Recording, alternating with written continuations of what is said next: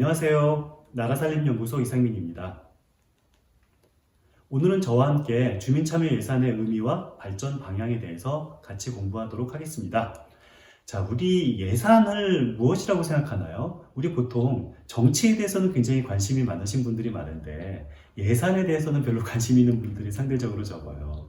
그런데 저는 정치의 핵심은 바로 예산이다 라고 생각을 하거든요. 그렇죠? 정치라는 것은 무엇입니까? 어떤 국가의 자원을 어디에다 먼저 쓰고 어디는 조금 나중에 쓸까, 이런 자원을 배분하는 것이 바로 정치잖아요. 그렇다면 그 정치는 예산을 통해서 실질적으로 드러날 수밖에 없는 겁니다. 그래서 우리는 정치에 관심이 있으신 분들은 조금 더 많은 관심을 예산에 더 쏟아야 된다라고 저는 생각하고 있는데요. 그렇다면은 이 주민참여 예산 제도는 이런 예산을 바로 자기가 직접, 주민이 직접 바로 예산의 편성 과정, 집행 과정을 참여할 수 있는 제도가 바로 주민참여 예산 제도이기 때문에요. 이 주민참여 예산 제도는 바로 자원 배분, 그래서 예산 편성에서부터 주민이 직접 참여하는 부분, 그래서 주민이 바로 정치적으로 주체가 되는 이런 것이 바로 주민참여 예산 제도다. 그래서 민주주의의 바로 핵심 제도다라고 저는 생각하고 있습니다. 자, 주민참여 예산 제도의 한번 의미를 조금 더 구체적으로 보면은요, 과거에는요, 이 공무원, 단체장, 이 관이 있고 민이 있으면은요, 어떤 이 의사결정 과정이 어떻게 되었죠? 관이 민에서부터 계속 의견을 하달하는 이런 형식으로 되어 있었어요. 그래서 이런 것이 좋으니까 이렇게 하자, 이런 것이 나쁘니까 이런 것은 하지 말자. 관이 바로 민에다가 의사를 이렇게 시달하는 이런 것이 과거의 전통적 참여라면요, 주민참여 예산제도는 어떻습니까? 화살표 한번 방향을 보세요. 과거에는 화살표가 위에서 아래로만 되어 있는데 지금은 화살표가 위에서 아래로, 아래에서 위로 왔다 갔다 왔다 갔다 되고 있죠. 이렇습니다. 주민참여 예산제도는 관이 민에게 일방적으로 이런 하달하는 것이 아니라 민이 관에게 자기 의견을 이렇게 적극적으로 내는 것이 바로 주민참여 예산제도의 핵심인데요. 저는 이거보다 더 중요한 것은 민과 민 사이를 보세요. 주민들 사이에서는 과거에는 어땠어요? 교류가 없었잖아요. 바로 관이 민에게 하달하는 화살표만 있었다면은 지금 주민참여 예산제도는 주민과 주민 사이에서 이렇게 화살표가 있습니다. 그래서 주민과 주민 사이에 이렇게 협력을 하고 논의하고 수기하는 과정, 이것이 바로 주민참여 예산제도의 핵심이구나 라는 사실을 알 수가 있습니다. 우리 아리스토텔레스는 이런 말을 했대요. 한 명 한 명은 훌륭한 사람이 아니지만 함께 모였을 때는 소수의 사람들보다 더 훌륭할 수 있다. 이 집단지성을 말하는 건데요. 그렇죠? 우리는 이렇게 집단지성을 통해서 우리의 문제를 해결해 나갈 수가 있습니다. 어떻게? 바로 주민참여 예산제도를 통해서 해결해 나갈 수가 있습니다. 그래서 주민참여 예산제도는요, 저는 바로 주민들이 자기 결정권을 가지고 우리 주변에 있는 문제를 해결해 나갈 수 있는 생활정치, 자기가 바로 직접 우리 주변에 있는 문제를 해결해 나갈 수 있는 생활정치를 직접 실천할 수 있는 제도가 바로 주민참여 예산제도의 핵심이다 라고 정의할 수가 있습니다. 그래서 주민참여 예산제도의 핵심 가치가 무엇인지 저와 함께 한번 같이 공부를 하려고 하는데요. 주민참여 예산제도의 핵심 가치는 일단 참여성입니다. 주민참여 예산의 참여성을 빼면은 이것은 안고 없는 찐빵인 거죠. 참여성을 통해서 우리 주민들, 이 특정 주민들만 참여하는 것이 아니라요, 모든 시민들, 모든 국민들이 같이 참여할 수 있는 것이 바로 이 주민참여 예산제도의 핵심 가치이고요. 그리고 수기성. 수기성은 뭐냐면은 그냥 잠깐 생각하고 그냥 아이디어, 번뜩이는 아이디어로 한번 예산을 편성하는 것이 아니라 과연 나의 생각이 옳은 것인가, 여러 사람과 함께 대화와 소통을 통해서 이런 나의 아이디어를 한번 검증해 나가는 것이 바로 수기성인 거고요. 민주성은 말할 것도 없죠. 우리 민주적인 방식으로 예산을 결정하는 것이 바로 주민참여 예산제도의 핵심이다라는 것은 너무도 당연합니다.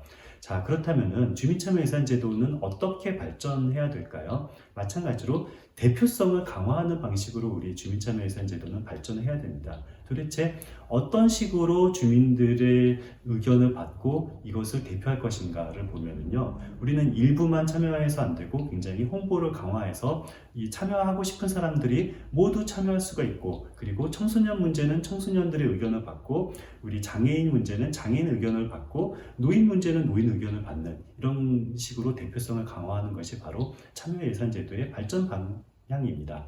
그리고 책임성 강화가 참여예산 제도의 굉장히 중요한 발전 방향인데요. 우리가 참여를 해서 우리가 이런 예산을 만들었으면 거기에 대한 책임까지 져야 됩니다. 내가 이런 의견을 내놓고서 나는 모르겠어, 그냥 내가 의견만 내고 끝이야, 이것은 아니죠. 내가 의견을 낸 이 주민참여예산제도가 어떤 식으로 집행되는지, 그리고 그 결산 과정이 어떤지, 여기에 대해서 끝까지 책임지는 것이 바로 책임성 강화의 굉장히 중요한 가치이고요. 공공성 강화가 주민참여예산제도가 발전을 해야 되는, 우리의 가야 될 방향이라는 것은 너무도 자명한데요. 주민참여예산제도는 특정 사람들만 이득을 보는 예산제도로서는 존재 의미가 없어요. 우리 주민참여예산제도는 우리 공공의 이익을 더 함께 넓히는 이런 식으로 발전되어야 되는 것은 너무도 당연합니다. 그래서 우리 주민참여예산제도의 여러 가지 그 단계가 있거든요. 처음에는 그냥 이 조작만 하는 이런 부분이 있고요. 그 다음에는 그냥 정보를 제공만 하는 부분이 있고요. 그리고 나서 협동하는 단계가 있고요. 그리고 이제 관이 했었던 권한을 아예 민에게 권한을 위임하는 것까지 보면은 주민참여예산제도의 이 참여의 각각의 단계가 여러 단계가 있습니다. 그래서 그냥 단순히 정보 제공하는 거에서부터 관과 민이 협동하는 것, 그리고 관이 아예 민에게 권한을 위임하는 것까지가 점점 이 주민참여예산제도가 더 확대되고 발전하는 그 과정이다라는 사실을 우리는 알 수가 있는데요. 실제로 아른슈타인이라는 학자가 있었는데요. 이 주민참여예산제도의 이 여러 가지의 그 단계를 이런 식으로 말을 했다고 합니다. 그래서 우리는 실질적으로 참여를 하는 주민 권력이 있는 단계가 있고요. 그리고 형식적인 참여만 있는 부분이 있고요. 그리고 아예 주민들이 참여를 하지 못하는 그런 단계까지 여러 단계가 있다라는 사실을 우리는 알 수가 있습니다. 그래서 한마디로 말씀드리면요, 참여성, 수기성, 민주성 등의 핵심 가치를 대표성, 책임성, 공공성 강화를 통해서 실현하고 발전하는 제도가 바로 주민참여예산제도의 현재와 그리고 미래의 발전 과제구나라는 사실을 우리는 알 수가 있습니다. 그래서 우리는 이 주민참여예산제도의 발전 방향은 제가 말씀드린 것처럼 어떻게 대표성을 강화하고 책임성을 강화하고 공공성을 강화하는지에 대해서 우리는 주민참여예산제도를 만들 때 항상 생각을 해야 돼요. 내가 생각했던 이러한 주민참여예산제도가 과연 대표성이 있는지, 그리고 책임성을 어떻게 강화할 수 있는지, 공공성을 어떻게 강화할 수 있는지는 항상 생각해야 된다라는 사실을 우리는 말할 수가 있는데요. 주민참여예산제도의 발전 방향은요, 첫째, 참여 범위를 확대하고 참여 방법을 다양화하는 것입니다. 자, 우리 대표성을 더 공고히 하기 위해서는요, 그냥 주민참여예산제도가 무엇인지 원래 알고 있는 주민만 참여하면 안 돼요. 주민참여예산제도가 무엇인지 모르는 주민들도 이런 제도가 있어, 그래서 우리 함께 같이 한번 참여해 볼까? 라고 홍보를 적극적으로 해서 참여 방법을 다양화해야 되는 거죠. 자, 구체적으로 어떤 방법이 있을까요? 공청회나 간담회도 있을 수 있습니다. 우리 그냥 주민참여예산제도를 한다고 주민참여예산위원회들끼리 주민참여예산을 이미 알고 있는 분들끼리만 서로 논의하는 것은 의미가 없어요. 공청회나 간담회를 개최를 해서 이게 뭐지? 도대체 주민참여예산제도가 뭐지? 이런 사업에 대해서 의견을 주민들이 스스로 내고 있다고 하는데, 그런 식의 공청회나 간담회를 통해서 주민참여예산제도가 뭔지 모르는 많은 주민들이 참여할 수 있게끔 만드는 것, 그것이 바로 주민참여예산제도를 참여 범위를 확대할 수 있는 방법이죠. 자, 또 다른 어떤 방법이 필요할까요? 우리 설문지 같은 경우를 돌리는 것도 굉장히 좋은 방식입니다. 주민들의 다양한 의견을 들어야 되잖아요. 그런데 적극적으로 참여하려고 애쓰는 주민들의 의견만 들어서는 안 돼요. 그렇죠? 우리 적극적으로 참여하려고 하는 주민들의 의견과 적극적으로 참여하려고 하지 않는 주민들의 의견은 또 다를 수도 있어요. 그렇기 때문에 우리는 이 다양한 주민들의 의견을 더 많이 듣기 위해서는 설문지를 한번 돌리는 것도 굉장히 좋은 방법인데요. 그런데 설문지를 돌리는 것도 인터넷 설문도 한번 돌려야 되지만 대면 설문도 돌려야 되는 두 가지 동시에 다 하는 것도 필요합니다. 요즘 코로나 시대여서 이 대면 접촉하기가 좀 어렵잖아요. 그렇기 때문에 우리는 인터넷을 통해서 지금 주민들이 어떤 의견을 갖고 있는지, 있는지, 우리 주변의 문제가 어떤 것이 있다고 인식하는지, 그리고 이 주변들의 문제를 어떻게 풀었으면 좋겠다고 생각하는지를 인터넷 설문지를 통해서도 봤지만 또 대면 설문지를 통해서 받는 것도 두 가지 다 중요합니다. 왜? 인터넷에 익숙하신 주민도 있고 인터넷에 익숙하지 않은 주민도 있고, 그래서 조금 더 많은 다양한 주민들의 참여를 위해서는 다양한 홍보 방식, 다양한 설문 방식 두 개가 다 필요한 겁니다. 그리고 사업 공모를 하는 것은 어떨까요? 내가 이런 아이디어가 있어. 내가 이런 아이디어가 있기 때문에 한번 우리 군이 이런 식의 사업을 해보는 것은 어때? 라고 사업 공모를 조금 더 적극적으로 받는 것도 필요하겠죠. 그래서 우리는 참여 방식을 통해서 이러한 주민참여예산위원회를 통해서 의견을 한 번 더 수기를 할 수도 있고요. 아니면은 주민투표를 통해서도 이런 의견들을 한번 결정하고 논의하고 수기할 수도 있다라는 사실을 우리는 알 수가 있습니다. 두 번째 발전 방향이 있어요. 두 번째 발전 방향은요, 주민참여예산위원회 그리고 지역회의 등을 구조화, 강화하는 부분인데요. 그러니까 주민참여예산위원회는 이 참여예산에 관심이 있는 그런 많은 주민들을 이런 위원회를 만들어서 우리가 받은 다양한 의견들이 있잖아요. 그런 의견들이 어떤 사업이 좋고 어떤 사업은 조금 우선순위에서는 떨어져 있는지 그것을 정하는 것이 바로 주민참여예산위원회인데요. 이런 주민참여예산위원회를 만들고 그리고 이런 주민참여예산제도가 실질적으로 활동할 수 있게끔 만드는 것은 굉장히 중요한 거죠. 그래서 이런 주민참여예산위원회가 그냥 단순히 그런 관의 의견을 듣고 그런 관의 의견을 보면은 뭐 이런 것들이 좋은 것 같네 라고 이런 좀 소극적으로 생각하는 것이 아니고요.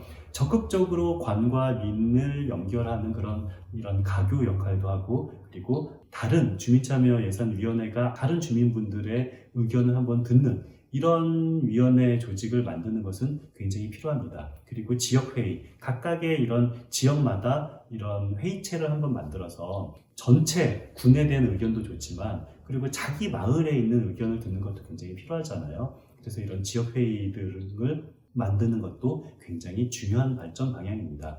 자, 그리고 셋째, 주민참여 플랫폼을 구축하는 것은 굉장히 중요하죠. 아주 상시적으로 주민들이 참여할 수 있는 그런 구조를 만드는 것은 굉장히 중요합니다. 그래서 상시적인 참여할 수 있는 주민 구조를 만들지 못하면은 어떤 때는 주민 참여가 잘 될 때도 있고 어떨 때는 안 됐다가 어떨 때는 잘 됐다가 이렇게 왔다 갔다 할 수가 있잖아요. 그렇기 때문에 잘 됐다 안 됐다 이런 것을 방지하기 위해서 우리는 상시적인 플랫폼을 구축하는 것은 굉장히 중요합니다. 그래서 이 상시적인 플랫폼은 어떤 것들이 예를 들 수가 있을까요? 웹페이지를 만들 수도 있고요. 이 주민 제안을 항상 받을 수 있는 그런 공간, 그런 인터넷을 통해서도 받아야 되지만 오프라인을 통해서도 받아야 되겠죠. 그래서 이렇게 누구든지 언제든지 주민이 참여할 수 있는 이런 플랫폼, 이런 구조를 상시적으로 만들 수 있는 것은 대단히 중요한 발전 방향입니다. 자, 그리고 지원을 강화하는 부분은 당연히 빼낼 수가 없는데요. 우리 주민참여예산제도는 민과 관이 동시에 협력을 해야지 제대로 발전할 수가 있어요. 민에다가만 놔둬도 안 되고 관에다만 놔둬도 안 되고 민과 관이 이렇게 협력을 하기 위해서는 우리는 이 지원을 굉장히 강화해야 되는 거죠. 그래서 우리 자치단체와 이 시민조직이 같이 지원하고 협력하는 것도 필요하지만 이런 풀뿌리 네트워크 등이 있잖아요. 시민단체들, 지역에 있는 풀뿌리 시민단체와 이 주민 자치제도, 그리고 관, 그리고 참여예산제도 위원, 풀뿌리 제도, 그리고 관, 참여예산제도 위원, 일반 주민, 이 모든 사람들이 협력을 해서 우리 지원을 할 수 있는 이런 체계를 만드는 것이 굉장히 필요합니다. 자, 여기까지 주민참여예산제도 그리고 이 발전 방향에 대해서 저와 함께 공부를 했습니다. 감사합니다.